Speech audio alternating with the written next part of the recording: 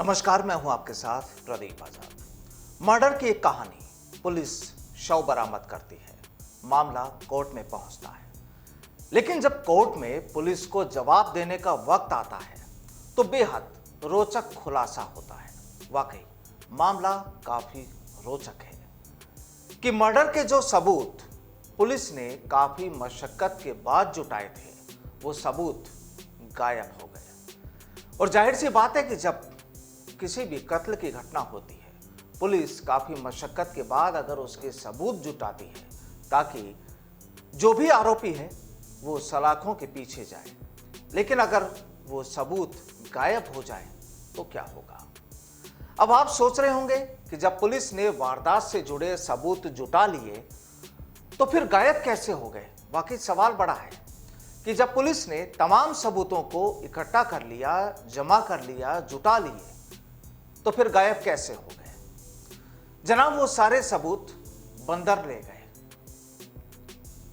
यकीन मानिए, ये पुलिस का कहना है कि जो पूरी मशक्कत के साथ जो उन्होंने सबूत जुटाए थे, वो सबूत बंदर ले गए। हैरानी की बात है, लेकिन सही बात है। ऐसा पुलिस कहती है, ये मजाक नहीं है, सही है।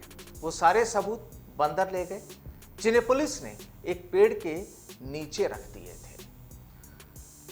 अब पेड़ के नीचे ये सारे सबूत क्यों रखे गए, उसकी वजह भी जानना बेहद जरूरी है, और वो भी उस घटना के जो कत्ल से जुड़े थे, जो मर्डर से जुड़े थे। तो चलिए आपको पूरी कहानी से रूबरू कराते हैं, जिसके बाद पूरा माजरा आपको समझ आ जाएगा। दरअसल कहानी ये कि जयपुर के चंदबाजी थाना इलाके में साल 2016 में सितंबर के महीने में एक युवक शशिकांत शर्मा नाम के युवक का शव एक प्राथमिक स्वास्थ्य केंद्र यानी अस्पताल में बरामद किया गया था। वो 3 दिन से लापता था।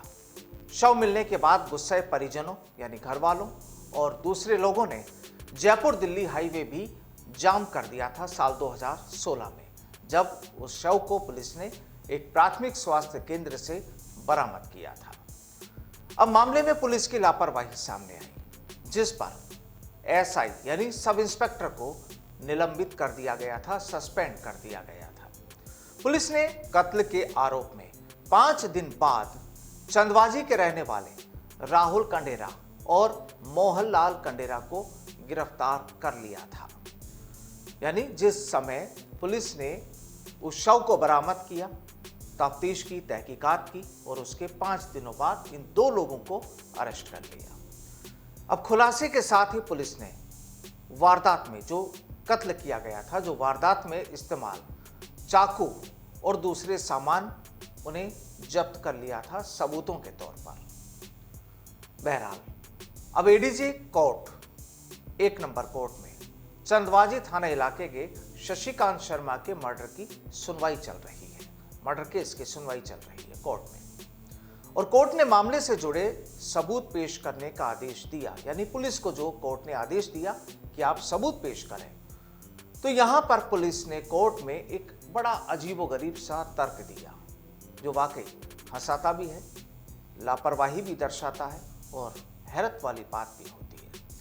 दरअसल पुलिस ने कोर्ट में यहां एक लिखित में एक जवाब देकर कहा कि चाकू समेत जब्त 14 आर्टिकल, यानी चाकू और चाकू के अलावा 14 जो दूसरे सामान थे जो कत्ल के दौरान इस्तेमाल किए गए थे आरोपियों की ओर से, जो पुलिस ने जो बरामद किए, वो आर्टिकल 14 आर्टिकल बंदर ले गए। कोर्ट में इस तरह का तर्क पुलिस की ओर से दिया गया। अब इस संबंध में साल 2016 में ही रोजनामचे में रपट भी डाल रखी है, ये पुलिस का कहना है। अब यहां पर लोक अभियोजक का सीधे तौर पर कहना था कि खून लगा चाकू और अन्य जब्त सबूत बंदर ले जाने की बात अजीब है। अब चाहे पुलिस ने उस घटना के बाद में रोजनामचे में अपनी रपट डाल दी हो, लेकिन यहां पर लोक अभियोजक का तर्क ये कि वाकई पुलिस का जो बयान है, पुलिस जो कहती है, वो वाकई बेहद अजीबोगरीब है। और जाहिर है कि कोर्ट ने भी पुलिस के इस तर्क पर नाराजगी जाहिर की। अब हालात ये कि लोक अभियोजक ने पुलिस से स्पष्टीकरण लेकर कोर्ट को अवगत कराने का भरोसा दिलाया है, आश्वासन दिया है। एसपी जयपुर ग्रामीण को एक पत्र लिखकर स्थिति साफ करने की गुहार की गई है और इस संबंध में डीजीपी यानी पुलिस मुखिया को भी समेत अन्य अधिकारियों को भी चिट्ठी लिखी गई है, जिसका अभी तक कोई जवाब नहीं आया है। और ऐसे में सोमवार को यानी कल कोर्ट में एक प्रार्थना पत्र लगाकर सुनवाई रोकने की गुहार लगाई गई है। बहरहाल मामले पर बुधवार यानी कल पूरे प्रकरण पर अब यहां पर सुनवाई होनी है। लेकिन हैरानी की बात है कि पुलिस ने कोर्ट को बताया कि चाकू समेत अन्य सामान एक थैली में बांधकर लाए थे। यानी जब पुलिस ने इस पूरे घटनाक्रम की तफ्तीश की, जांच की, 2 लोगों को गिरफ्तार किया और उसके बाद चाकू समेत 14 दूसरे सबूत जो इस चीज को दर्शाते हैं कि हाँ यहाँ पर कत्ल हुआ था, किन लोगों ने किया था, जो तमाम सबूत थे, पुलिस ने उन्हें बरामद किया, एक थैली में पैक किया, बांधा। लेकिन अब पुलिस का कहना ये कि जिस वक्त ये सबूत बरामद किए गए थे उस समय थाने के मालखाने में जगह नहीं थी। यानी उस थैली को रखने की पुलिस के पास जगह नहीं थी और सबूतों वाली वो एक थैली एक पेड़ के पास रख दी गई। बेहद अजीबोगरीब बयान और वाकई यहाँ पर पुलिस की लापरवाही भी दर्शाती है कि कत्ल की एक घटना होती है और कत्ल की घटना के बाद जो तमाम सबूत जुटाए जाते हैं पुलिस उसे पेड़ के पास रख देती है। थाने में जगह नहीं होती उस एक पोटली को रखने के लिए, उस एक थैली को रखने के लिए। लेकिन यहाँ पर पेड़ पर जो बंदर बैठा था उसकी नज़र उस थैली पर पड़ी और वो अपने साथ वो थैली ले गया। शायद उस बंदर को ये पता नहीं था कि इस थैली में कोई खाने का सामान नहीं बल्कि कत्ल के सबूत हैं। लेकिन बंदर को उस चीज़ की जानकारी नहीं थी। तो अब इसे क्या लापरवाही माना जाए या फिर कहानी कुछ और, अब इसे कोर्ट डिसाइड करेगी। और सवाल ये भी कि जब पुलिस कोर्ट में आरोपियों के खिलाफ अगर कोई पुख्ता सबूत पेश नहीं कर पाएगी तो क्या आरोपियों के दोषी होने पर कोर्ट मोहर लगा पाएगी?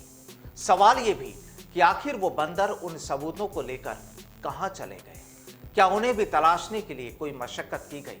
सवाल कई हैं, इंतजार है तो बस अब आगे की कार्रवाई का और कोर्ट के ऐलान का।